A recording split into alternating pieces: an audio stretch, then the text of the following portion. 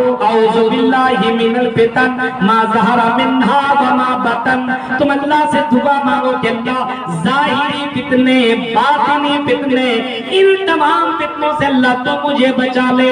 میرے بھائیوں جب تک آدمی ان فتنوں سے بچنے کی دعا نہیں کرے گا تو اللہ تعالیٰ ایسے فتنوں سے تمہیں کیوں کر بچائے, کیوں کر بچائے. آج مسلمان فتنوں میں ڈوبا ہوا ہے اور بچنے کی نہ کوشش کر رہا ہے نہ دعا کر رہا ہے. صحابہ کرام نے کہا کہ ہاں اللہ کے نبی صلی اللہ علیہ وسلم قالوا نعوذ باللہ من الفتن ما ظہر منہا وما بطن.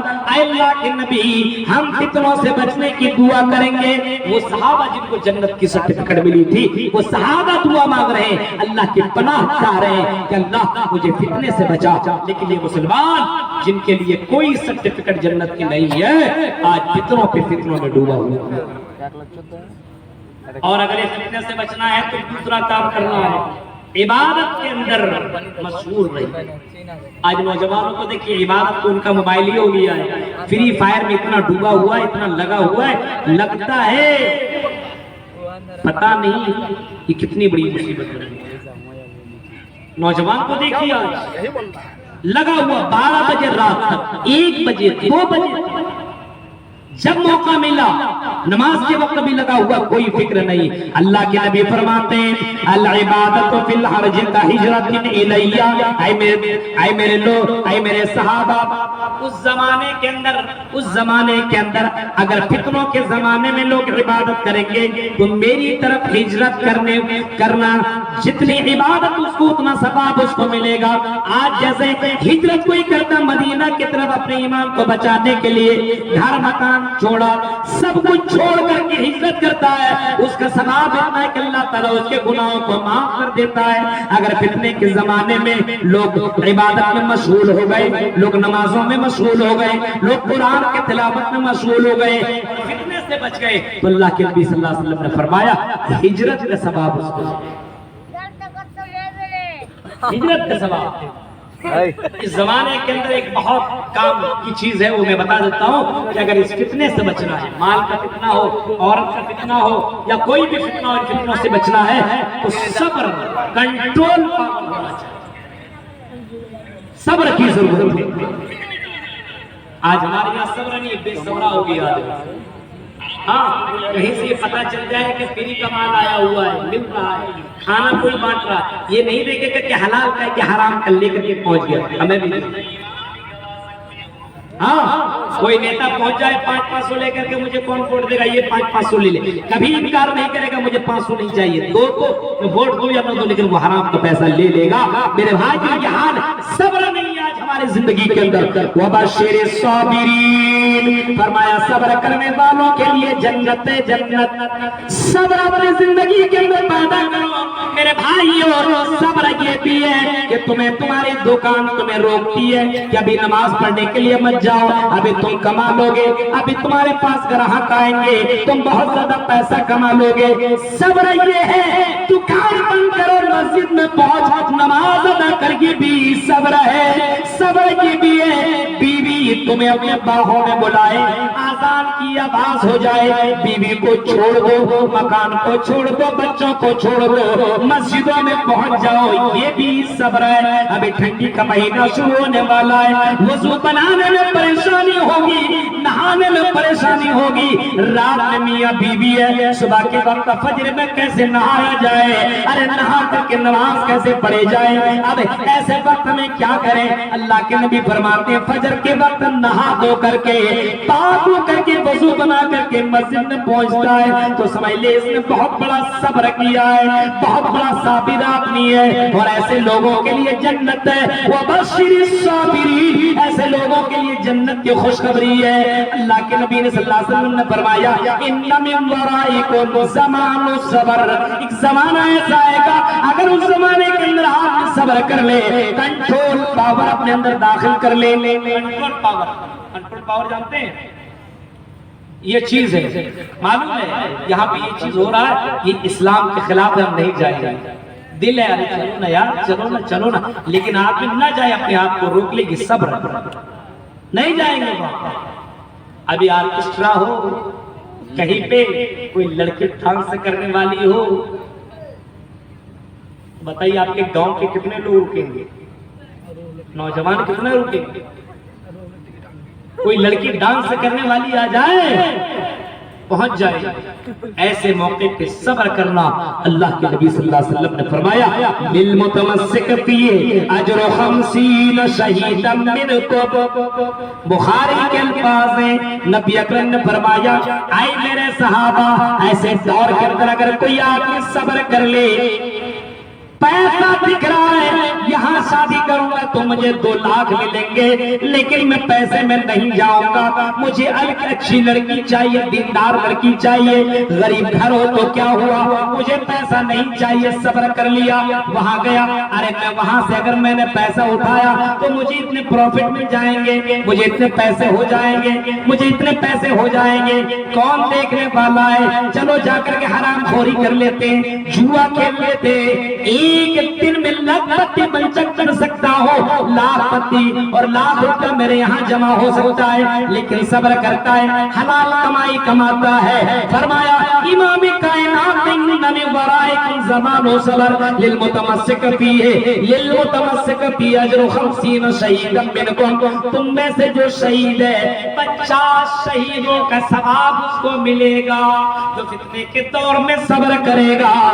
صبر کرنے کی کوشش کرو میرے بھائیوں، نہیں لیں گے جائز نہیں لیں گے، صبر کیجیے، اللہ برکت دے گا، اللہ ہی عزت و ذلت کا مالک ہے، اللہ ہی رزق کا مالک ہے۔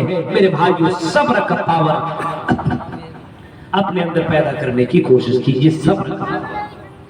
کتنا ثواب؟ شہید کا ثواب، ایک نہیں 2 نہیں 50 شہید کا ثواب۔ ایک شہید کا مطلب معلوم ہے، ثواب معلوم ہے؟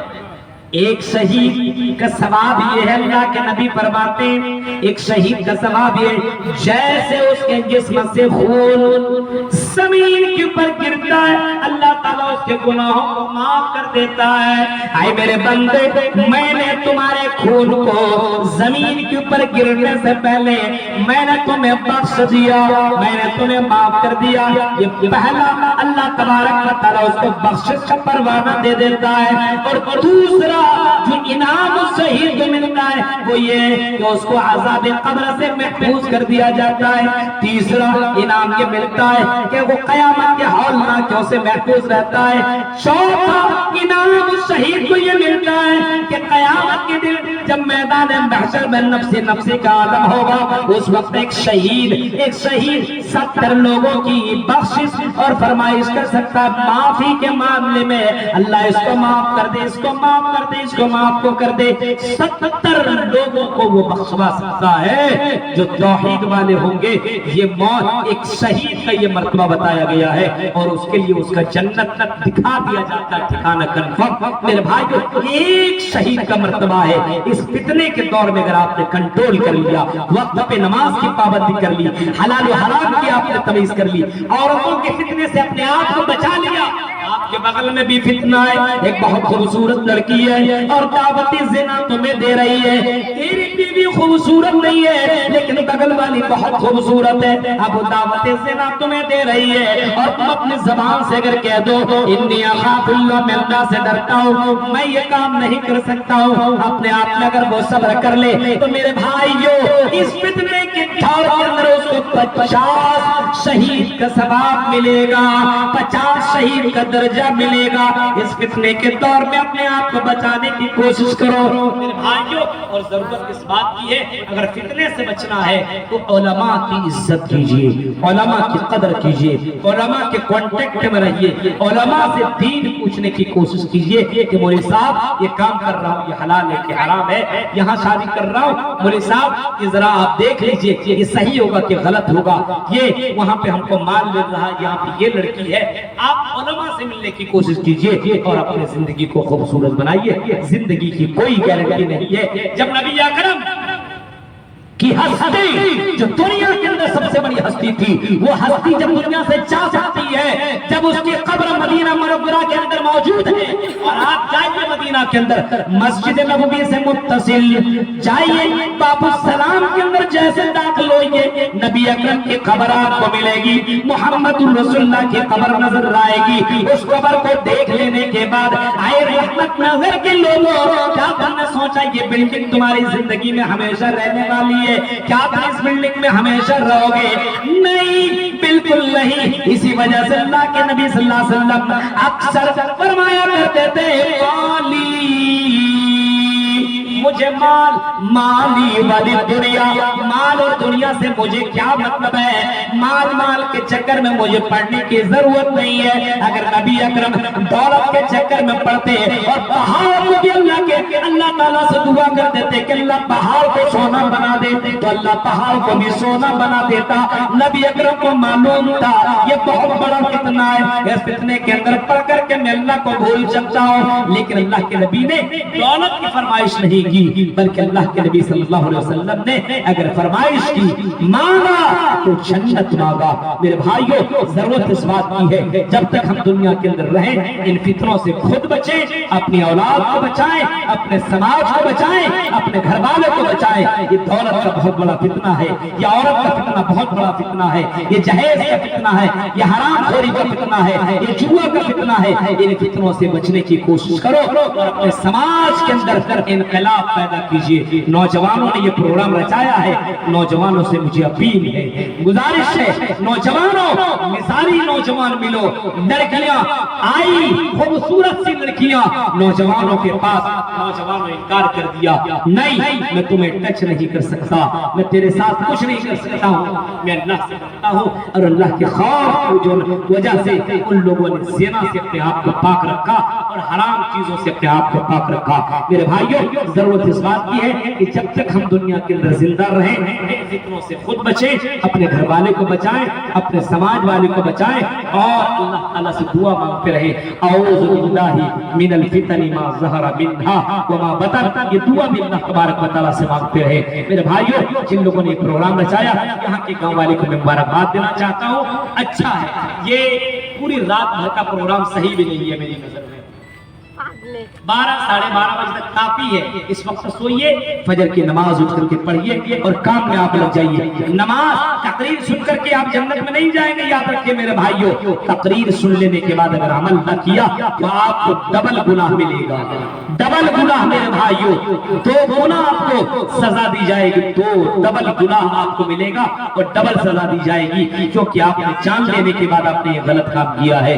میری بہنوں، آپ پردے میں رہیے اور ماحول کو خوبصورت بنائیے۔ نوجوانوں، اپنے ایمان کو آپ حفاظت کیجیے اور اس فتنے سے اپنے آپ کو بچانے کی کوشش کیجیے۔ آج سے عزم کیجیے کہ آج سے میں انشاءاللہ اپنے بیٹے کے جہیز نہیں لوں گا۔ نوجوانوں، عزم مسلم کیجیے کہ میں جہیز نہیں لوں گا، اپنے پیر میں کھڑے ہو کر کے میں اپنی بیوی کی فرمائش کو پورا کر سکتا ہوں، لیکن میں سسرال سے بیوی بھیک نہیں لے سکتا اور میں نہ مانگ سکتا ہوں نہ لے سکتا ہوں۔ آپ انکار کیجیے اور محمد رسول اللہ کے طریقے پہ چلنے کی کوشش کیجئے۔ یہ فتنے کا زمانہ ہے، اس فتنے سے ایمان کو بچا لیا جس نے، وہ سب سے بڑا کامیاب آدمی ہے، اور جو بچا نہ سکا وہ سب سے بڑا بیوقوف آدمی ہے۔ اللہ تعالیٰ سے دعا ہے رب العالمین جب تک ہمیں زندہ رکھ، اسلام کے اوپر زندہ رکھ، جب بھی ہمارا خاتمہ ہو ایمان کے اوپر خاتمہ ہو۔ الہ العالمین رب العالمین ہمیں آپس میں اتحاد و اتفاق کے ساتھ جینے کی توفیق عطا فرما، آپس میں محبت کے ساتھ رہنے کی توفیق عطا فرما۔ مسلمانوں کے لیے سب سے بڑی گڑبڑی ہے اتحاد نہیں ہے، اتفاق نہیں ہے، آپس میں مسلمان سے بھید رکھتا ہے، دشمنی رکھتا ہے۔ وہ مسلمان ہی نہیں ہے جو مسلمان سے حسد کرے، مسلمان سے جلے، مسلمان سے دشمنی کرے۔ اللہ کے نبی نے کبھی فرمایا تھا لا تحاسدوا ولا تباغضوا وكونوا عباد الله اخوانا۔ میرے بھائیوں، آپس میں محبت کے ساتھ رہیے۔ اسی پیغام کے ساتھ میں اپنی بات کو ختم کرتا ہوں، اللہ رب العالمین سے دعا کرتے ہوئے کہ رب العالمین ہم کو جب تک زندہ رکھ، اسلام کے اوپر زندہ رکھ، جب بھی خاتمہ ہو ایمان کے اوپر خاتمہ ہو۔ آمین۔ وآخر دعوانا الحمدللہ رب العالمین۔